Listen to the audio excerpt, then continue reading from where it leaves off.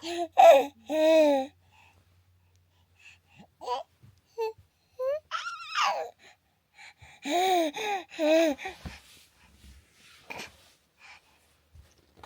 it. I looked at last week, and I don't want to go back to too much. I'd rather focus on tonight, quite frankly. But the first 20 minutes, they were most. You could tell from the game, 20 minutes in. And you very much about the first 20 minutes, the bravery, the aggression, the intent. Kumusta everybody? Maaga na naman naligo ang ating boss dito. May nabasa kong comment na confused daw siya kay sinabi ko daw napatay na yung aking mother-in-law. Tapos ngayon nakita ko na naman yung aking mother-in-law. Ano daw yung katotohanan? Tapos sinabi ko daw napatay na yung aking ex. Hindi man akong sabi na matay akong ex. Oy, saan naman nagpunta-punta? Bakit daw nabuhay? Sama na, oy, namatay man jud akong mother-in-law, stepmom na sa kong kuan bana. Tapos about sa aking ex, hindi ako nagsabi na matay ang aking ex. Tapos magpasundo daw akong airport, ano daw yung katotohanan. Kaya namatay na daw aking ex. Unya, ngayon magpasundo naman akong airport. Saan naman yan ang galing yung mga kuan? Uy, chismis na hindi totoo, oy. Minsan ba, hindi sila makinig sa akin ng mabuti. Kung ano-ano lang iniisip. Never in my life na sinabi ko na matay yung aking ex. Wala ko nagsabi niyan. Ang aking mother-in-law namatay 5 years ago nung pagka anak ko kay Jennifer. Yun yung katotohanan. Yung aking mother-in-law ngayon, stepmom yan. To make the clearance of the everything. Sana naman ni, oy. Ang ako pa nung ex, namatay, nasimba ko palayo. This is the weather station for today. Isa lang yung aking ex sa aking whole my life. So walang namatay ha. Simba ko, oy. Walang namatay. Ang sinabi ko sa last vlog na magsundo sa airport. Wala ko sinabi na matay, simba ko. Inoperahan siya, pero hindi si in town siya namatay. Inoperahan siya sa kanyang kuan, something sa kanyang itlog. Yun po yung aking chicken last time. Okay, enough for that. Ito yung ating weather. Ito yung ating sitwasyon dito. Maglilinis tayo. Ay, may tao natulog. Okay, ako nag-ayos today. Baka sabihan na naman nag-ayos ka pero makalat yung loob ng inyong bahay. Ang buhok ng mga bata hindi naayos. Kamu bitaw, kung hindi bitaw mangyari sa vlog, yun yung pansinin ninyo. Pero most of the time, malinis naman yung buhok ng aking mga anak, lalo na pag mag-school. Hayaan nyo yan sila mag-enjoy sa kanilang buhok. Uy na, sakit ba yan ang always makabugkos ay? Pwede inyo na lang mga buhok ang bugkusan ninyo dyan. Talian yung mga buhok ninyo. Pag hindi nyo makita, walang tali yung buhok nila Jessica Jenny, inyong buhok tali eh. Inutusan ko na lang sila Jenny at Jessica na magligpit. Yung suko naman ng ating madam pag hindi magligpit ang aking mga bata. Kayo ba, kung kano ninyo pinalaki yung inyong mga anak, doon kayo. Kasi ako, ganito ko sila ipinalaki eh. Minsan utusan, pero hindi always required. Dito si Wayne, skiliran. Kay, pag malaki na yan, pag may mga utak na yan, alam na nila yung gagawin nila. Oy, gaya dito, kalat. Ganyan. Hindi ako may stress. Makalat ang bahay, hindi man ako may stress. Uy, unsa naman in town? Kayo man in town may stress, natulog si Jack dyan. Pag hindi perfect ang vlog, yun na yun. Kayo yung aking ugali, hindi yan hindi nyo ako makuan nga, mag-utos, mag-demand kayo, maglinis ka dyan, magkuan ka dyan, Iljen. Yung buhok mo, dapat talian mo, dapat putulan kung ano-ano.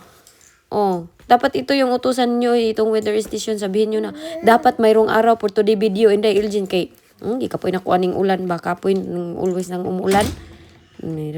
Bukas tayong bintana. Hindi ako marunong magbukas ng taga-bukid daw ako ignorante. Okay lang yan. Ako taga-bukid. Saan naman mo ha? Tubag ako ngayon sa inyo ha. Kay madami char. Joke lang. But anyways, this for today video. Akala ko mag-snow kahapon. Wala man palang snow. Ang ating voice over. Dito kami nitulog si Wayne. Hindi talaga kami nagtabi ever since dito kami nakadating. Wala. So, ayan yung bedroom ng mga bata. Tour ko muna kayo dito ha. Ayan yung ating itsura dyan. So, for today, maaga pa. So, maglilinis ako ngayon ang maid ng UK. Kay maid rabaya daw ako ni Wayne. Salamat sa nagsabi na maid lang ako ni Wayne. Kay, okay lang yan. Uy, is the responsibility para tayong maid. Okay lang yan. At least meron tayong asawa na magbigay sa atin ng pira. Mag-compare pag yun kayo. Dapat doon tayo manood ni Kuan kay organize. Doon kayo manood. Ba't man kayo mag-taste dito sa akin na hindi man organize? Wala mang pilitan dito, oy. Mindset ba? Makuan ako kay mag-ingon-ingon, buti pa si ganito, si ganyan, buti pa si ganito, si ganyan. Magsigig buti pa si ganito, si ganyan. Man kayo magtiis-tiis dito sa akin. Kung hindi organize, ay, wag nyo nang i-big deal yan. Kung ayaw nyo sa akin, go away ka, mag another day, ganun lang. But bitaw, no, to be honest, meron talagang mga tao na ganyan. Pero mas marami yung mga taong, alam nyo, hindi judgmental sa buhay nyo. Elgin, intindihan kita, ganun. Magsabi-sabi ba na dapat maglinis daw ako sa aking katawan kay dumi daw. Looy, pa namin po, auntie. Dapat you go to the mirror and look at yourself. Di kayo magsigig. Ipaghimantay ba niyo? Sa sunod, bitaw. Di bitaw ko maligo, bitaw. Di ko mag-ayos, bitaw. Tagam ni sila ba? So, ito na nga yung sinasabi ko. Maglinis tayo kay si Madam magalit. Diba? Ang kalat ng aming kusina, makalat lahat. Dapat daw ingatan daw namin itong bahay. Huwag daw damihan-damihan ng kalat kay hindi daw sa amin itong bahay. Okay lang yan, day. Karaban man ni, oy. Nag-rent man kami dito. Hindi din sa amin ito. Baka magsabi-sabi naman na piling-piling ko kay nagsabi-sabi. Last time, ang sinabi ko yung mga bata yung nagsabi sa kanila daw ito. Hayaan yun na maging masaya yung mga anak ko. At least sometimes they're dreaming bitaw na, diba? Happy sila na experience na may tao natulog. Okay ra na siya. Okay ra na siya diha. Pag hindi ako maka-upload the next few day, alam nyo na, nag-away kami kay nagkita iyang leg sa vlog. Di ba yan yung mga pinag-awayan namin? Pero iwan ko kay hindi naman yan siya manood. Pero kanina nagtanong siya, nagput na ka nag-vlog, nagkuan dito? Patay, kulbaan inyong inday kay baka makita niya yung kanyang legs nakabuhay. Kaya sometimes bine-blurred ko siya, in-edit ko yung kanyang mga legs kay ayaw niya yung legs niya. Dito kasi pag sobrang puti, yan yung parang sa atin pango ang ilong, maitim ka. Yan yung sa kanila yung sobrang puti ka, pangit ka dito. Kaya meron siyang traumatizing in his body, in the body na pag maputi siya, makita ang legs niya, baka sabihin mga tao, ano ba yan? Oy, sobrang puti. So naglinis na inyong inday dire. Sinong sabi-sabi pangit yung aking buhok? Katsada na aking buhok, Uy, I have my own talent to colorful my hair bitaw, Diba? Hindi ba same-same ang kulay? Diba, Jack? Linis ako dito. Busy ako ng Porto de video para ma-happy ating mga madam. Napuno na yung aming basurahan. Wala kami nag-recycle dito. Yan yung kuan. Unsa may sikahon na to ron? Wala na nisinday ninyo na empty-minded na. My brain is the functioning dahil ang mga bata may gustong mangyayari. Dahil diba last time, nagpunta sila kasama ang kanilang lolo at lola sa McDonald's. Ngayon, gusto nilang magpaiwan dito. Iwan ko nitong dalawa, baka nag-enjoy na naman sila kasama ang lolo at lola nila.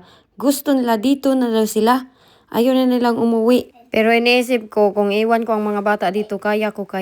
Pwede man ko silang iwan dito sa kanilang lolo at lola dahil wala naman silang pag-aaral. Holiday ng mga bata, si Jessica at Jenny, wala silang pasok. So, pwede naman sila. Pero I don't know kung kaya ko na mapalayo sila sa akin. Kaya ko ba isipin na sobrang layo ba 5 hours away kami yung travel namin. Sobrang layo talaga. Hindi easy mag-travel. What if umiyak na? Unsaon man pagsundo? Iniisip nga namin ni Wayne. Sabi ko, okay naman ba? Ganito yung tirahan natin. Sabi niya, okay ka ba? Mabubuhay ba daw ako? Sabi ko, yes. Pwede kami daw magkuha ng ganito. Tapos lilipat daw kami dito ng bahay para malapit kami kinabiyanan. Unya, ambot lang, iniisip pa talaga namin lahat kung ano yung dapat. Dahil ganito, ilang months nito, 300 per month lang ito. Kaya na ito tirahan. At saka, iniisip ko din na pag iiwan ko yung mga bata dito, matrain ito sila ng masyado kayong stepmom ni Wayne is very malinis sa bahay. As in, hindi nyo makikita mayroong maraming kalat. At saka, yung mga bata talaga madidiscipline. So, okay din. Advantage din. But I don't know kung kay Wayne payag naman siya. Kay kilala niya ba yung daddy niya at saka niyang mommy na magaling mag-alaga ng mga bata. Ganun, magaling sa training. So, sinabi nga namin kung sila ito makastay sa kanilang lula, matitrain talaga ito sila. Kaya kami hindi talaga namin sila tintrain na sobrang stricto.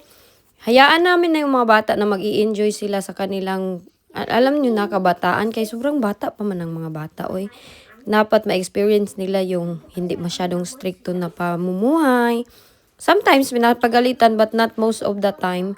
Kasi gusto ko na mag-enjoy lang sila sa kanilang pagkabata. Alam nyo na. And ayaw namin na ma-feel nila na they feel controlled ba sa kanilang parents na paglaki nila, ano man yun si mama, uy, grabe kaayo si ka-stricta no, si daddy din.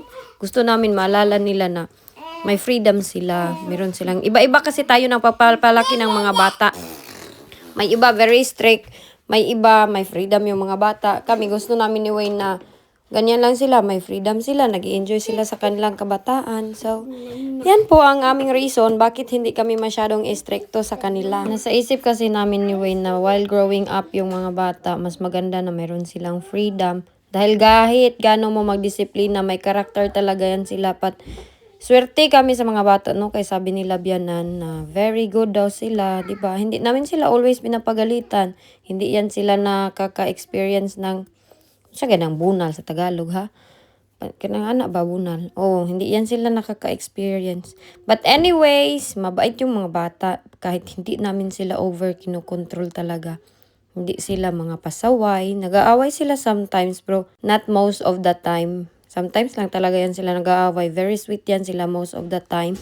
Lalo na si Jack, sweet sila sa kanilang kapatid. So, we're lucky na dyan. I think, dahil sa pagpapalaki namin sa kanila na they're not controlled, nafe-feel nila may freedom sila. So, ganyan din sila sa amin na mabait din sila. Hindi sila mga pasaway kaayo ba.